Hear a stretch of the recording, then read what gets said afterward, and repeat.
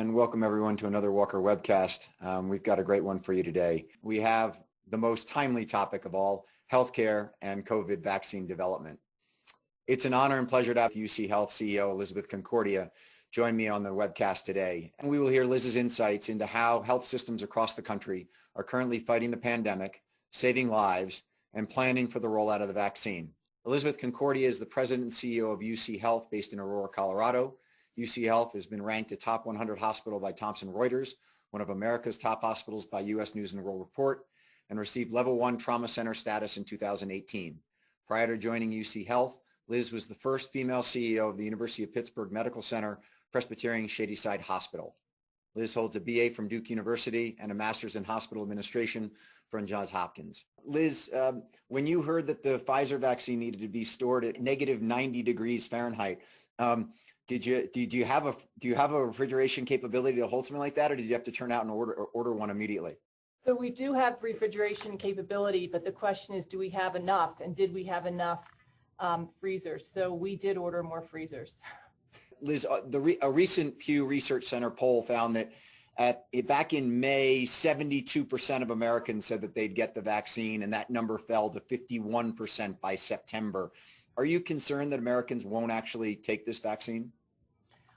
I think there is some concern. I also think that this might change over time as the efficacy is very promising. It's not 60%, it's not 50%, but in the 90s. And I also think that as more people get vaccinated and people see that there's a positive outcome from that, those doubters, if you will step up and be more inclined to get the vaccination. There will always be some that will not. So Liz, when you think about the vaccine arriving, there are two things that come to mind. First of all, 1 shot, 2 shot, storage at negative 90 degrees or in a normal refrigerator. And you've also got the other vaccines that are coming on. Talk for a moment about the complexity as it relates to just administering it. And then I want to hear you talk about how are you going to create your list of who gets it first? Right. So, the challenge becomes, we saw a little bit of this when we were looking for PPE and the like at the beginning of the COVID pandemic. And the complexities are knowing how much you're going to get, when are you going to get these doses, how do you identify the individuals? Every state has identified their first, second, third, fourth, and fifth tier of how they would get distributed. The challenge is at the beginning, if you just look at the first tier of healthcare workers, with a limited supply, you're not going to get enough for everybody in that first tier first. So I'm cautiously optimistic that when we look to inoculate all of our healthcare workers, it will give an opportunity for us to work with the distributors with regard to how do we actually appropriately take them in, how are they delivered in pallets, what freezers do they need to be in, how do we look to then run these, if you will, drive-through vaccination centers, which will then help identify how do we actually do this to the broader community when you look at the high-risk population, and how do you get out to the churches and the communities to vaccinate that. It will be a logistical challenge. Okay. Liz, let's dive right into there. 73,000 COVID-19 patients in hospitals across the country today. We hadn't crossed 60,000 prior to November 10th since the onset of the pandemic. And there are about 14,313 people who are in ICUs across the country today. Can you give us a sense how CU Health is dealing with this inflow of patients and how you're dealing with just massive surge in the number of cases across the country? Sure. So we have seen, as many other hospitals and systems across the country, a significant increase. Just from a perspective, we have about 360 COVID patients in our hospital today. A month ago, we had 93, and 2 months ago, on September 18th, we had 50. So when you look at the ramp up, it's been significant. We have done a lot of work since April and planning with the expectation that there might be another surge because we knew that the weather was going to change, and we thought that there would be a surge. Certainly no one has predicted, and the modeling is not predicted to the degree of the surge that we have and how much longer it's going to go. There are a lot of good news items though. Compared to April, we've got many fewer patients on ventilators. In April, every single patient that was in our ICU was on a ventilator. That's not the case today. We've had a lot of success and progress in treating these patients with the remdesivir, with steroids, with other components. So as hospitals across the country have prepared for this ramp up, we certainly don't want the numbers that we have. We have made and learned a lot since April. So we've increased our staffing, expected a surge. Again, the treatment, the length of stay of patients has dropped by over 50% from April. So again, if the patient's in the hospital longer, a lot shorter, then you can see more patients. So we are not in the same situation that we were in April. And any issues as it relates to either PPP, supplies or remdesivir, from a kind of the tools to fight it? I want to talk about the people in a second, but from a tool standpoint.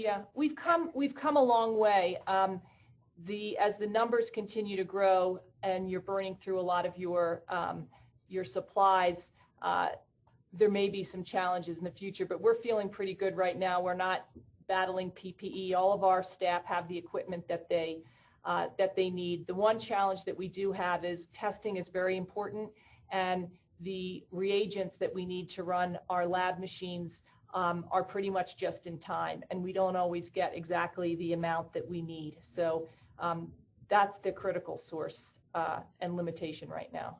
How is it, Liz, that we're still this far into this and we're still having testing issues? I would have thought that by now the private sector would have met that challenge and seen the opportunity to get rapid testing developed and deployed more quickly. Why is it that it's still difficult to get testing today?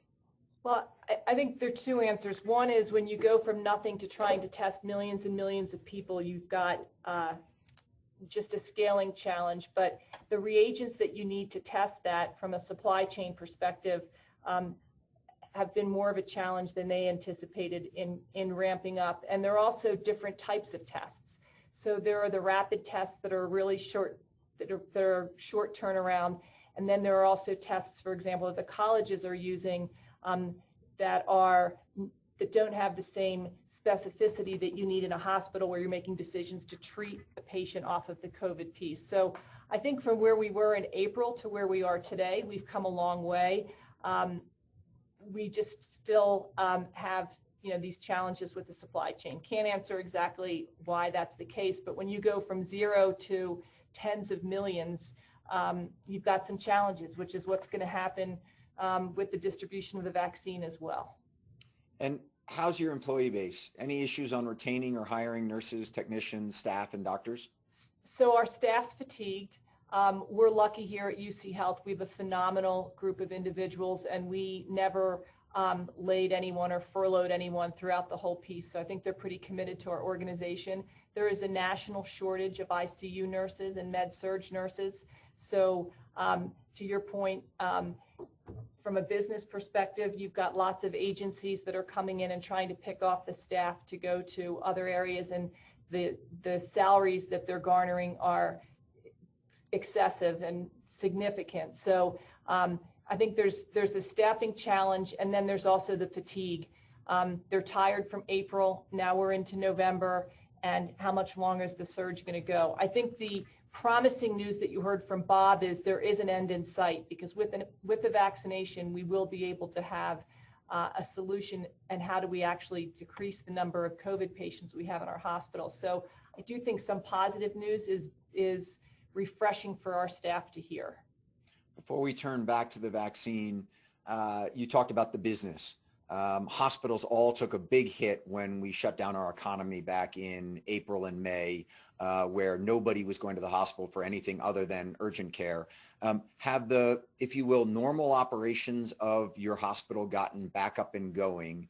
And then I'm going to follow that up with a question as it relates to the number of procedures and analyses that haven't been done in 2020 that could lead to an increased surge in 2021. But talk for a moment about, is your hospital back to normal operations today as it relates to things other than COVID? Right. So we were back in the September timeframe back up to about 98%, between 96 and 98% of where we were from an outpatient and inpatient perspective. We now have had to dial back some of the non-emergent cases to be able to handle all of the COVID cases. So pretty much we were back and patients were coming back to get the care that they needed. And that is a real challenge. Delaying transplants, delaying cancer surgeries and things like that are really problematic. And from a behavioral health perspective, we've seen significant issues with our patient population. And I'm assuming, because I use it with you all, telemedicine has to a great degree changed the way that your doctors are interfacing with their clients. I have done a number of telemedicine visits with my GP and more, and it's been fantastic that the two of us can kind of go back and forth, and I can ask her a quick question without making a procedure, an appointment and going in. Talk about that efficiency that you've gained and how that's changed your business model.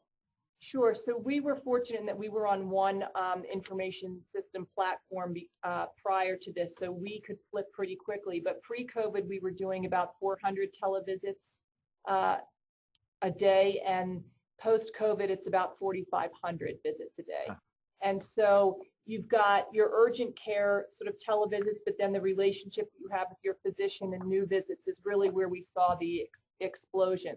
Our experience has been that our patients are satisfied with that option. It's better received and more appreciated for follow-up visits than the initial visit. Patients really like to have that first visit where they can establish a relationship with their physician, and that's their preference. So what we've seen when our numbers went down a little is they would be coming in for the first visit and were amenable to having a virtual visit for the second visit. And now we're obviously moving back towards having that initial visit be a virtual visit as well. Not everything can be done virtually. Have there been any issues as it relates to reimbursement payments from insurers as it relates to a consultation, where in the past I used to have to go and see the doctor, so I walk into the office and you bill me X amount for going and seeing the doctor. Now I'm emailing back and forth. It's virtual. Are you billing the insurance company for that and getting reimbursements, or has that been a whole negotiation? So it's been a mix. So the CARES Act allowed virtual care to be billed at the same rate and with insurers that the physical visit was, but then every different person's plan may have a little bit of a different rule. But in general, during this emergency, if you will, time frame, it's not forever, but we've been authorized and most of us are getting reimbursed for the virtual visits for commercial insurance.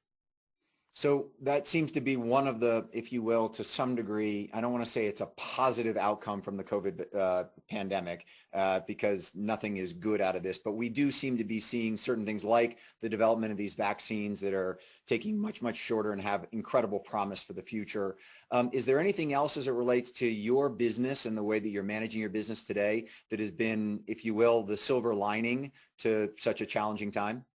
So, I mean, I think there are certain things that we've said we've identified as we never go back. So there are opportunities, like you said, for the virtual visits.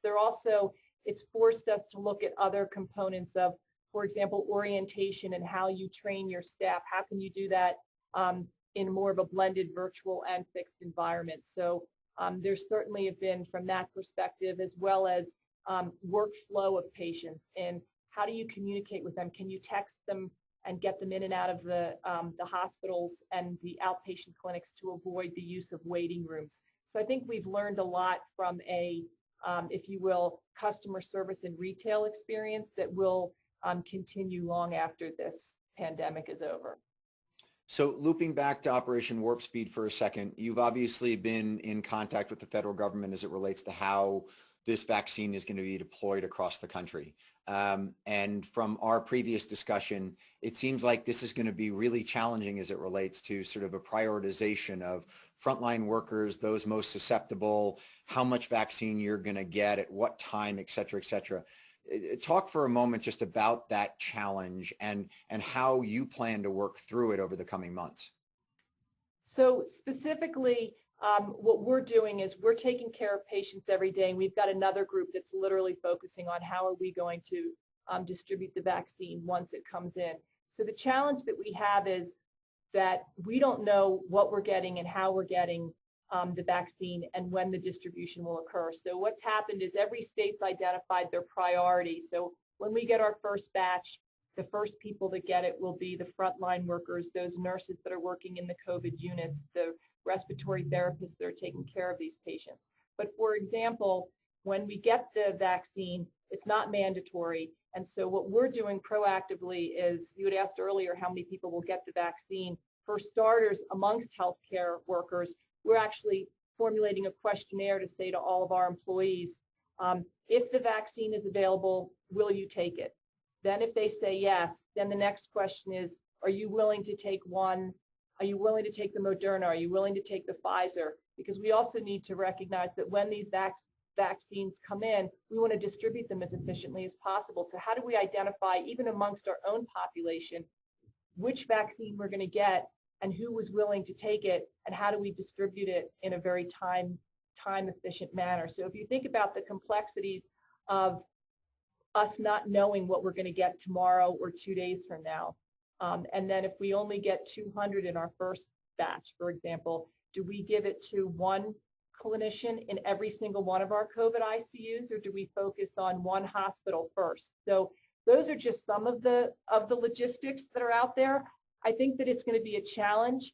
I'm cautiously optimistic for a couple of reasons. We have a history of vaccinating children with MMR and the like. We do have experience with flu vaccinations. Within our employee population, we require flu shots. So we know how to distribute amongst our own. And so if we can perfect or learn the glitches as healthcare providers providing the vaccines to our own, hopefully there'll be a lot of learnings of how do we efficiently work with the federal government and the state agencies and public health agencies to distribute it. But it will require a coordination that heretofore we have not seen. The idea that people are supposed to understand enough about the differences between a Moderna vaccine or a J&J vaccine and then sort of check the box for it is unbelievable to me, and just how much education needs to go into that. And I guess the other thing that I'm just sort of thinking about in my own mind is just, okay, I've gotten my first shot. I'm headed towards my second shot 21 days later. Am I still wearing a mask during that period of time? And then once I've gotten my second shot, am I still wearing a mask? Or the moment I've gotten my second shot, I'm done with this mask stuff and I'm back to business as usual? So from a care perspective, we'll be wearing masks for a long time. Shots or not. I think that from a public health perspective, it's going to be very interesting to see, is there going to be federal direction that says after you've gotten the shot for the second time, this is the comfort level you should have, or is it going to be communicated by state and within the county with regard to what are the regulations? So I think there's a lot of unknowns there. Very much so. And what about getting it to rural areas? You know, we talked about the difference between the Pfizer vaccine and the Moderna vaccine, and that you've got refrigeration capability in Denver. What about in more rural communities that UCHealth serves? So we've coordinated with the state. So we have a couple of rural hospitals. We actually are putting one of those high-tech freezers in one of our rural hospitals. And then I think the facilities that have those freezers will get the Pfizer. I mean, that's again the question, Willie, is are we going to even be able to coordinate who gets what, or is it just we're so anxious to get these out that we want to make sure from a distribution perspective that all the rural areas or anyone can accept any vaccination that comes, because we want to make sure we don't waste any doses. The health systems everywhere where I've worked, not just here in Colorado, we all feel an obligation to our rural hospitals and to partners. So we will coordinate and assist them in the distribution and couriering them and supplying them. And also, the whole concept is tracking who gets the vaccination. If they go to one place to get the first dose and they go to a second place to get the second dose, how do you track that these individuals have had it? And is there trust that we're getting 1,000 shipments of this vaccine today, that in another month we're going to get another 1,000 to be able to give to the individuals that got the first dose? And Liz, you're in on these conversations all the time. Is there any, we've had plenty of people come on the Walker Webcast who said we basically shut down our economy to try and essentially protect the elderly population because they're the most vulnerable to this virus.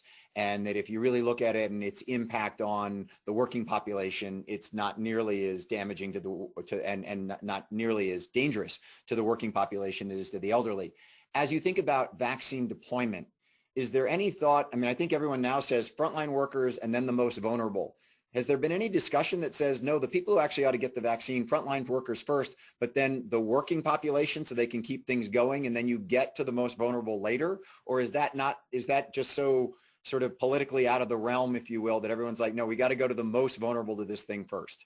I think that the expectation is that it goes to the most vulnerable first.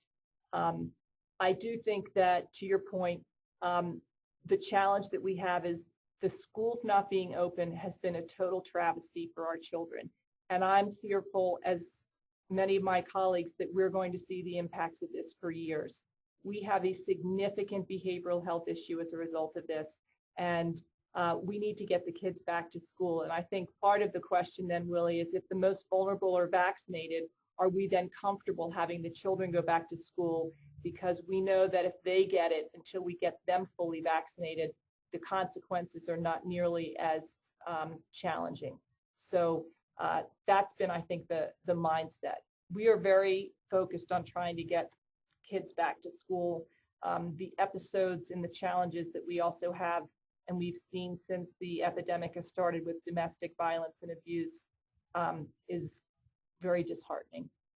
I want to jump on that mental health issue in a second, but just on that thought, it's how do we get teachers classified as frontline workers? I think that'll be state by county by county.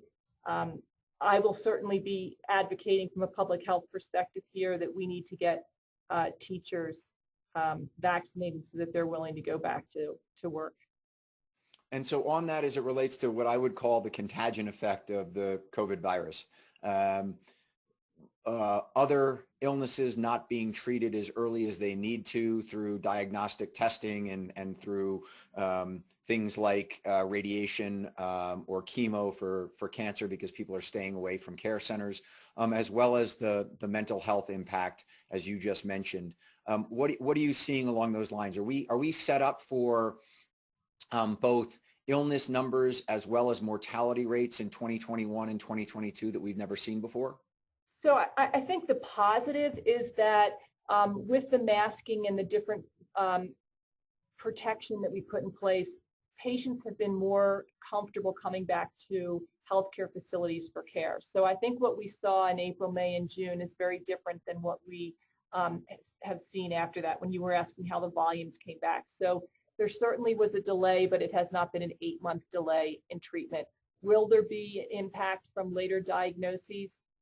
Absolutely, yes. And it will vary by region because some regions didn't have the surges that others have had.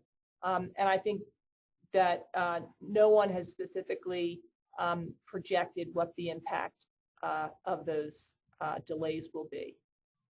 We certainly know there was more patients came in to the hospitals in full cardiac arrest, in full-blown sepsis as a result of ruptured appendix than ever before during the shutdown.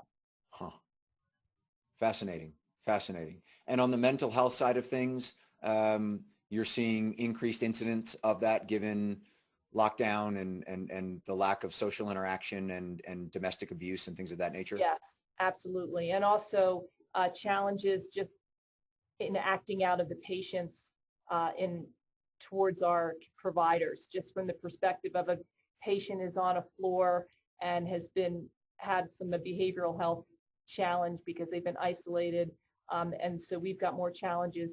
So the nurses and the clinicians are stressed enough in just caring for all these people. And a lot of the patients are also acting out as well. So it's a double whammy for them. And we're doing as much virtual behavioral health as we can.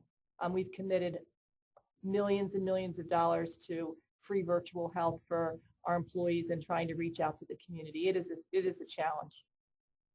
It's interesting as we head into this time of the holiday season when people are, not spending time with family members and not traveling, what people could potentially do to try and reach out to people in their community and help with that issue to any degree. I'm assuming that any help is very welcome, but I guess the question is, how do you apply it, and how do people actually make an effort and make an impact on this issue at such a critical time? Yeah, I mean, and it can be as simple as loneliness is a huge challenge. And so even reaching out, when you look at the elderly that have been isolated in these nursing homes, there's a lot that people can just do to reach out to people that they know are alone and engage them in conversation, even on the telephone. Is as simple as that can be a valuable intervention. So I have two final questions for you. The first one, when do you think I'll get the vaccine? So a middle-aged, healthy person trying to keep on working. When does someone like Willy Walker get the vaccine? Right. Can't answer that question, but I think that Moderna and Pfizer and the more vaccines that are approved, the more vaccines that we can get on the market, obviously, the sooner. I think it'll be a while for people like you and I. And so should I set my sights on next June, a year from now, or sometime in 2022? I mean, I'm just like, expectation management is huge in all this stuff. I'm not going to hold you to it, but what's your thinking as you look at the amount it's going to go out? You've been involved with the deployment of the vaccines. Where should I have myself kind of focused on? I'm optimistic that the first 6 months of next year that we'll be able to have access to at least the first dose. Love to hear it. I'll take that optimism and run with it. The final one is, given this huge surge, Liz, in cases across the country and ICU units having record numbers of people, what's the breaking point where the healthcare system says no mas, and that then forces governments to shut back down? A lot of people have said we're not going to go back into shutdown mode, that we're going to figure out, there'll be pockets of outbreaks, but this thing has gotten to such a widespread number now, and it's not just isolated in New York City as it was, in the greater metropolitan area there. It's all across the country. Is there something there where you're looking at a number where you're going to pick up the phone and call Governor Polis and say to him, look, we just can't handle it. You gotta tamp things down? So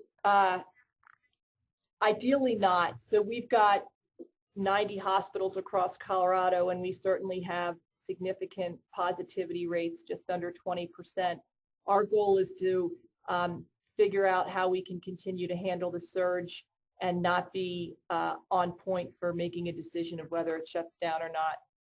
We are trying to,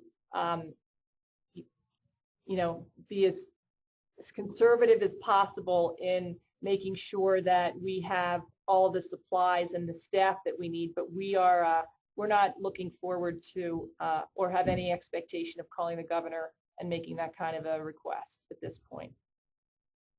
Well, I first want to thank you for taking time to join me today. I second want to thank you for all that you and your team do to protect lives and to help all of us get through this exceedingly challenging pandemic and health crisis. And so thanks for all you do every single day, and I'm just deeply appreciative of you joining me today. Thank you. Have a good day. Great to see you. Thanks, everyone. See you next week.